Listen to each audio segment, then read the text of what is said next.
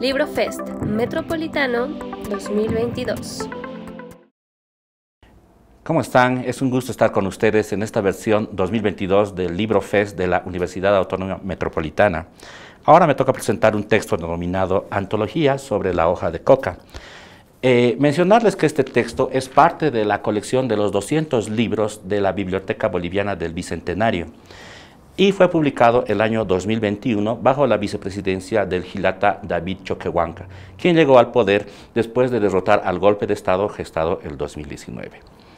Con este preámbulo, quiero señalar que esta antología fue hecha por la profesora Alison Spedding, tal vez una de las profesoras más importantes de la antropología boliviana, y una de sus características importantes es que también ella es productora de coca, es decir, es cocalera. Otro de los puntos que me gustaría destacar de este texto es que esta colección se centra principalmente en tratar de conseguir los textos que deberían ser clásicos o de alguna manera deberían servir para tener una revisión por lo menos seria de lo que es el estudio de la hoja de coca. Precisamente por esta característica, esto fue hecho desde más o menos unos 2 años de trabajo y recoge textos desde la colonia, desde lo que es la joven república hasta la actualidad. Podemos decir que se puede dividir en 2 tipos de líneas textuales. Unas serían las descriptivas, de característica más antropológica y etnográfica, cuyo fin principal es tratar de retratar lo que pasa en la dinámica sociocultural respecto a esta entidad llamada hoja de coca. Como ustedes pueden ver, aquí tengo algunas hojas que son muy apreciadas en la zona andina especialmente, y aquí vamos a ir mencionando un poco sobre estas características. El otro tema importante que estos libros tocan son los ámbitos político-legales. ¿Y por qué es esto? Lo que intentan es describir el impacto social sobre las disposiciones y las ideologías asumidas respecto a la coca. Es decir, que hablar de la hoja de coca en nuestro país implica una carga política. No en vano cada gobierno que entró durante los últimos 40 años tenía un plan o una política para de alguna manera manejar la producción y el consumo de esta entidad, ¿no? Es necesario también recalcar que esta antología, según la autora, tendría 2 deudas importantes. Una es aquella referida a la forma en que la coca fue defendida y luego atacada, especialmente en la zona del Chapare, que es una zona que se encuentra en el centro del país de Bolivia, y también la organización política que la producción genera, es decir, una organización basada en usos, costumbres y procedimientos propios a nivel nacional. Esta organización es para la producción, para la distribución e inclusive para la comercialización. El libro que les presento acá está dividido en 4 temas principalmente, los cuales son producción, economía y comercio, consumo y sobre la política. Creo que estos 4 temas logran abarcar toda la problemática que esta hoja muy importante para la tradición boliviana ha generado, especialmente en los pueblos. Ahora me gustaría citar un poco sobre algo bien importante que consideramos, ¿no? Aquello que se denomina en Bolivia en palabra aymara acullicar. Acullicar es una de las maneras en que se consume, especialmente en los Andes, esta hoja de coca. Recuerdo hace años que leía una descripción sobre lo que es tomar el mate en este libro famoso de Levi Strauss llamado Tristes Trópicos. Incluso muchos argentinos se han quejado de que no es una adecuada descripción de cómo se ingiere el mate. Considero que Alison Spedding trata de superar eso y ahora voy a hacer una cita sobre cómo ella considera que es el acullico.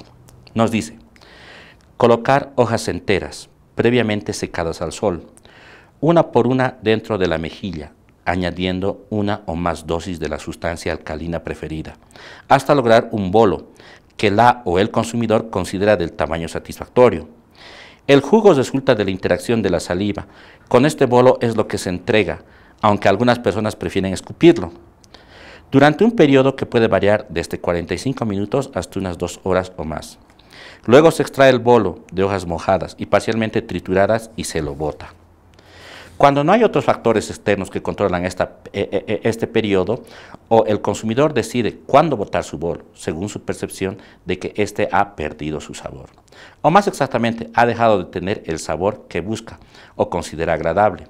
Sabor se refiere tanto al sabor inherente a la hoja como a las sensaciones, siendo la más evidente una ligera anestesia de los tejidos bucales alrededor del bolo, producto de los alcaloides hidrolizados que por la acción de la sustancia alcalina generan. Como se ven, lo que está describiendo la antropóloga es agarrar la hoja de coca y meterla en la mejilla. Este proceso hace que durante varios minutos o varios segundos empecemos a sacarle el jugo.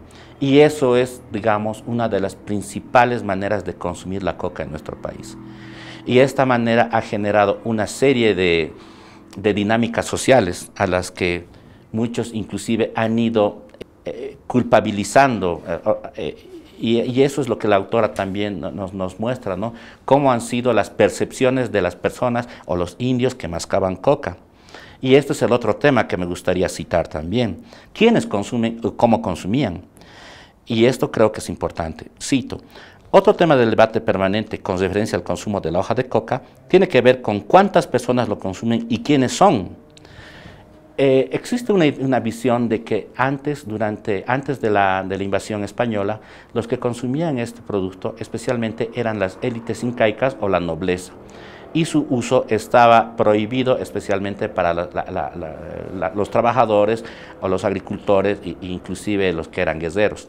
Con la llegada de la colonia se quita este privilegio a las noblezas incas y entonces el consumo se hace masivo. De ahí salen dos tipos de hipótesis. Por un lado, que esta hoja de coca fue utilizada como una manera de dominar a la población, porque esta, según dice la crónica, se rehusaba a trabajar si no le daban esta hoja de coca.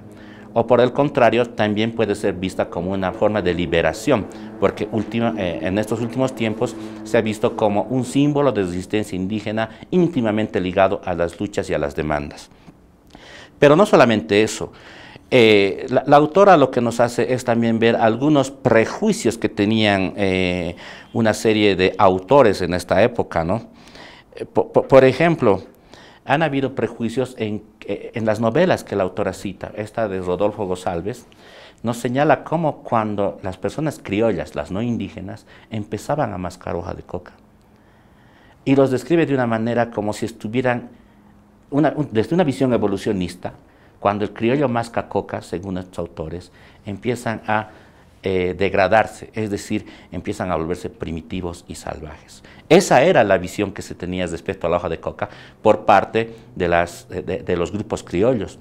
Poco a poco esta visión fue siendo combatida, e inclusive la autora muestra que había una serie de argumentos científicos obviamente para esa época, ¿no?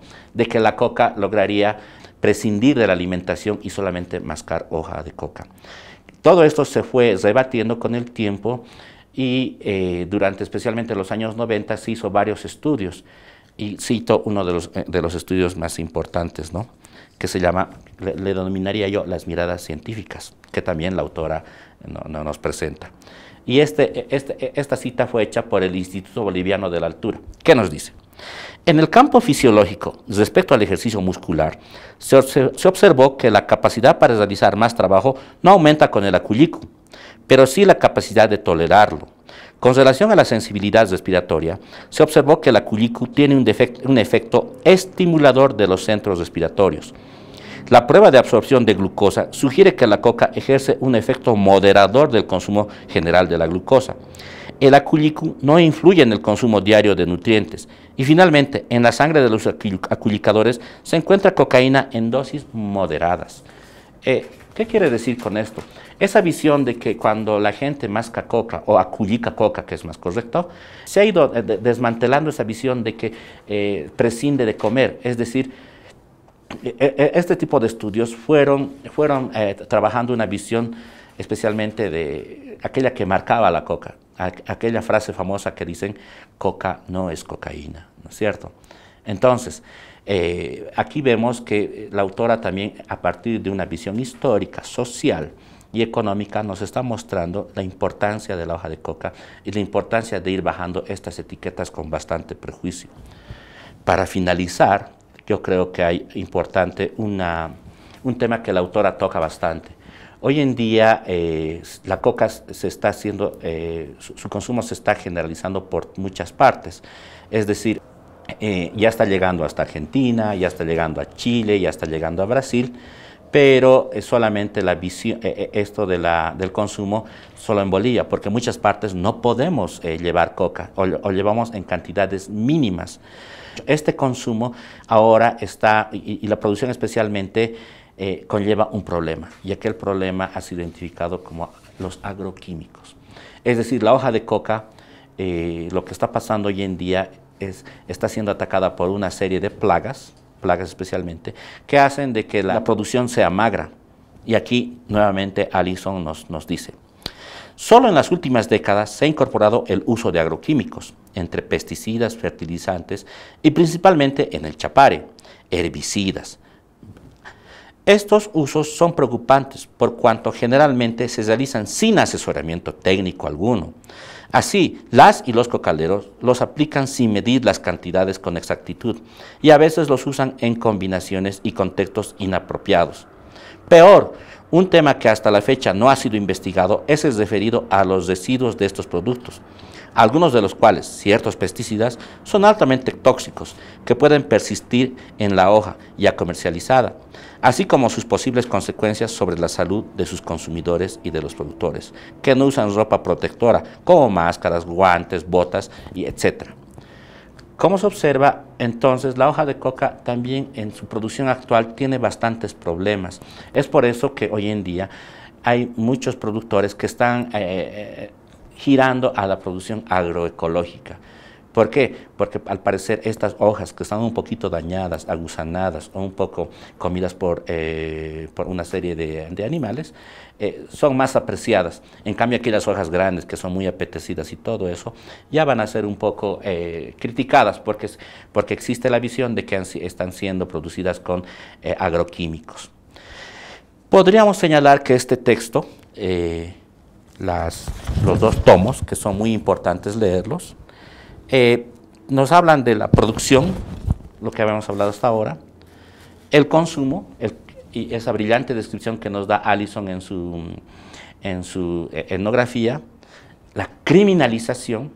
Creo que esta parte es bien importante con las políticas que han venido especialmente de entidades exteriores. Hay una ley, la ley 1008, que ha tratado de culpabilizar a los pequeños productores, señalando que el producto base es con lo que se tiene que acabar y no así el producto final, que es lo que están consumiendo generalmente muchas sociedades, ¿no?, a nivel exterior e inclusive acá internamente. Esta criminalización está retratada también brillantemente en algunos textos, especialmente de la autora, en el texto. Pero también después de la criminalización viene lo que se viene a llamar la defensa de la hoja de coca. Y esta defensa está íntimamente ligada, como había dicho en un principio, con lo que son las demandas de territorio, con las demandas de una identidad cultural y con las demandas de lo que significa la autodeterminación. Efectivamente, yo creo que ese es uno de los más importantes objetivos y resultados de este texto, que nos traslada a cómo esta entidad también ha logrado ser un símbolo de lucha y un símbolo de resistencia frente a la criminalización de las culturas y de los consumos que nuestros pueblos indígenas originarios tienen en Bolivia. Muchas gracias.